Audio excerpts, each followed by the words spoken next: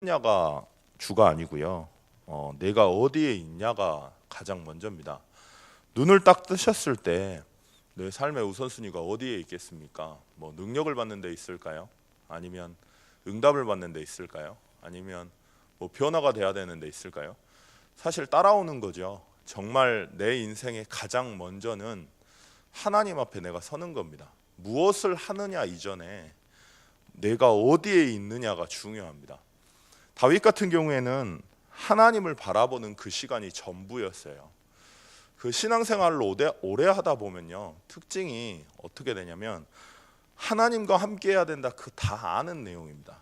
그러다 보니까 하나님과 함께 해야 되는데 그건 너무 어려운 것 같고 잘 안 되거든요. 그러니까 내 마음이 다른 곳에 자꾸 가요. 중세 시대가 카톨릭이 타락한 이유가 그것 때문입니다.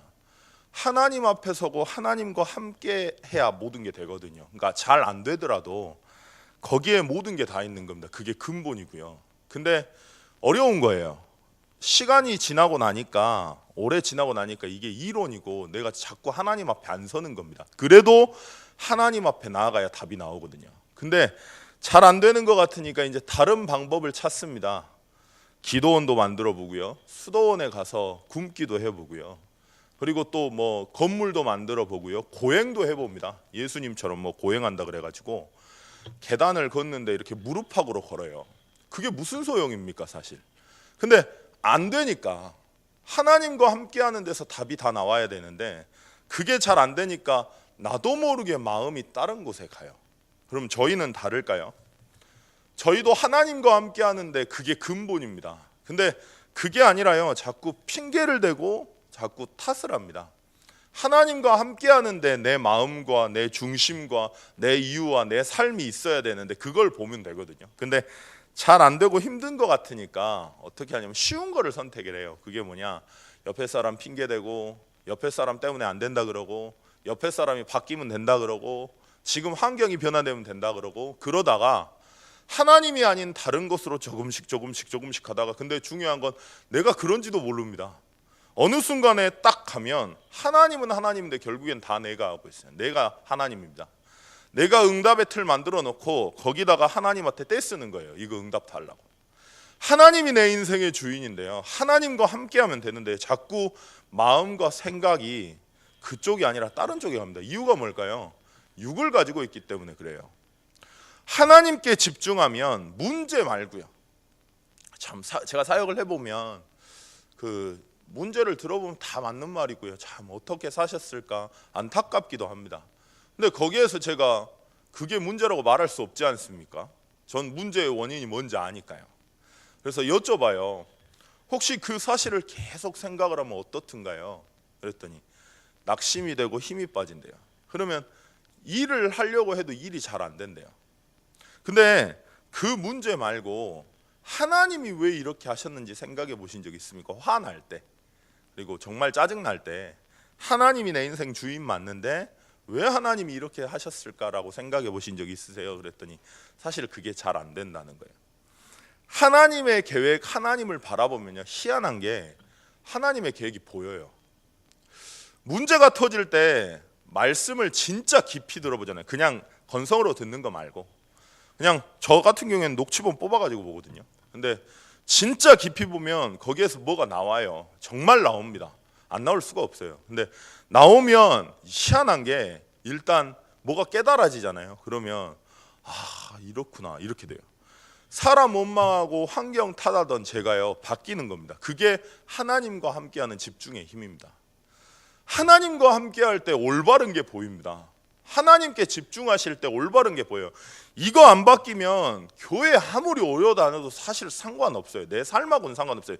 구원받는 건 당연한 건데 내 삶을 살다 보면 여전히 나는 내 힘으로 해야 됩니다. 안 되시죠? 잘 각인되고 뿌리내리고 체질된 것 때문에 그렇거든요. 안 돼도 글로 들어가셔야 돼요.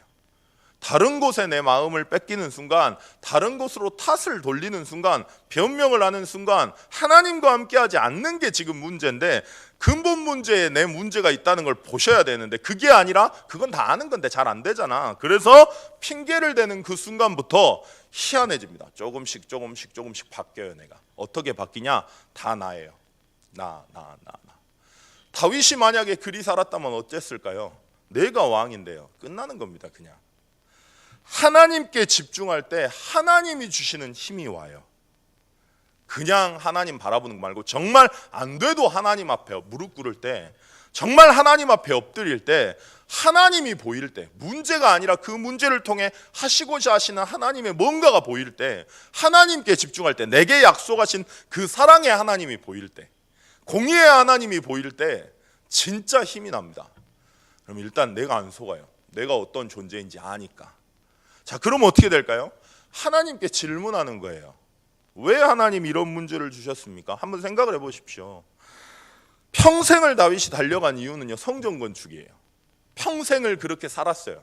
근데 오늘 말씀하신다니까요, 성전 건축하지 말라고. 왜 그럴까요? 다윗이 질문했던 겁니다. 왜 그럴까요? 왜 이렇게 했을까요? 아무리 생각해도 저는 뭘 하느냐보다 중요한 것은 왜 해야 되는지 개개인이 아는 게 중요한 것 같아요. 그러면 원네스 하자 그 이야기 안 해도 원네스가 되거든요. 문제는 뭐냐? 개개인이 하나님과 함께하는 비밀이 없고, 개개인이 그 사실을 가지고 왜 성전을 건축해야 되는지, 왜 성전 건축이 중요한 건지 모르는 거예요. 그냥. 그러니까 자꾸 불협화음이 나오고, 자꾸 문제가 터지고, 웃사 죽어버리고, 자꾸 문제 터지는 겁니다. 다윗이 어쨌을까요? 엎드렸을 겁니다. 그리고 방향이 나왔겠죠. 성전 건축보다 중요한 것은 성전을 건축할 준비. 다시 말하면 이스라엘 민족이 스스로 하나님 앞에 서서 성전 건축에 대한 언약을 붙잡을 수밖에 없도록 그 준비를 하라는 것을 잡았을 거예요. 자, 하나님 앞에 엎드리시면 일단 하나님이 주시는 힘이 오고요, 하나님께 질문하시면 왜 하나님이 이리 하셨는지 내 방향이 나옵니다. 이게 없다, 죄송하지만 지금 종교 생활하고 계신 거예요. 죄송하지만 교회 그냥 다니시는 겁니다. 내 삶과 여전히 나는 불신자처럼 내 남편 때문에, 저 사람 때문에, 아이고 저 사람만 없으면 괜찮을 건데, 저 사람 때문에 내가 힘든데, 이 상황만 해결되면 되겠다, 그러고 계실걸요.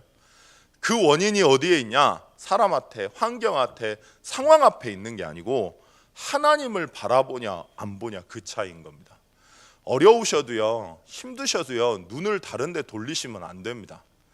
자꾸 변명하시려고 하시면 한도 끝도 없습니다. 그러다가 모든 교회들이 점점 복음이 희미해졌어요. 우리조차도 그러면 안 됩니다.